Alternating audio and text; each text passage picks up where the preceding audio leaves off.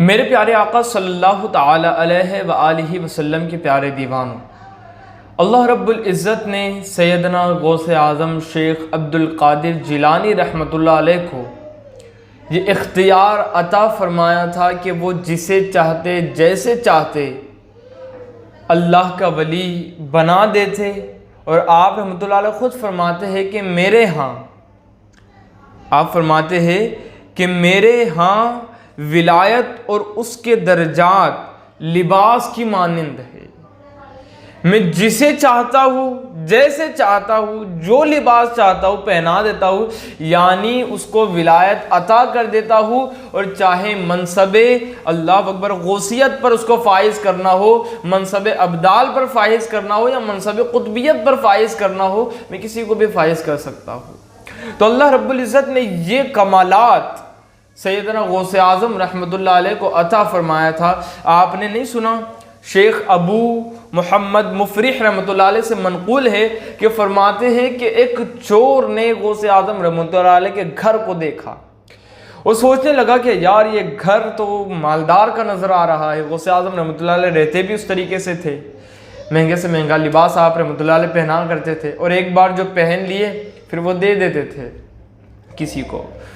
تو اس نے دیکھا کہ غوث اعظم رحمۃ اللہ علیہ کے گھر کو، اور ایک رات وہ اس گھر میں غوث اعظم رحمۃ اللہ علیہ کے گھر میں گھس آیا۔ جیسے ہی غوث اعظم رحمۃ اللہ علیہ کے گھر میں اس کا قدم پڑا، وہ اندھا ہو گیا۔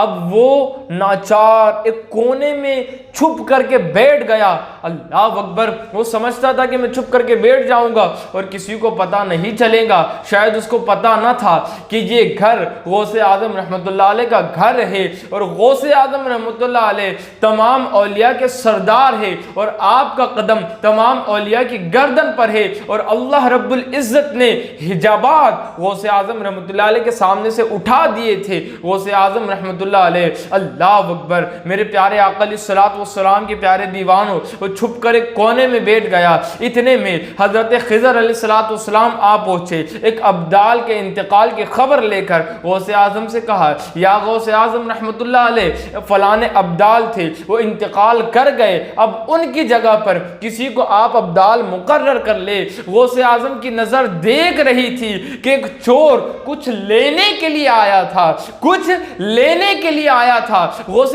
پاک فرماتے ہیں جو بندہ کچھ لینے کی نیت سے ہمارے گھر آ جائے تو ہم یہ گوارا نہیں کرتے کہ وہ خالی ہاتھ ہمارے گھر سے لوٹ جائے۔ اللہ اکبر، غوث اعظم رحمۃ اللہ علیہ نے کہا کہ وہ کچھ لینے کے لیے آیا تھا، وہ چور کچھ لینے کے لیے آیا تھا۔ اس کی بینائی چلی گئی، اس کی آنکھوں کی روشنی چلی گئی، اس کو میرے سامنے لے کر کے آؤ۔ غوث اعظم رحمۃ اللہ علیہ کے سامنے اس چور کو لایا گیا۔ آپ رحمۃ اللہ علیہ نے ایک نظر جب اس چور پر ڈال دی، غوث اعظم کی نظر جب اس چور پر پڑی تو وہ چور ابدال بن گیا، وہ ولی بن گیا، اور وہ ابدال جس کا انتقال ہو گیا تھا، غوث اعظم نے اس چور کو اس ابدال کی جگہ پر مقرر کر دیا۔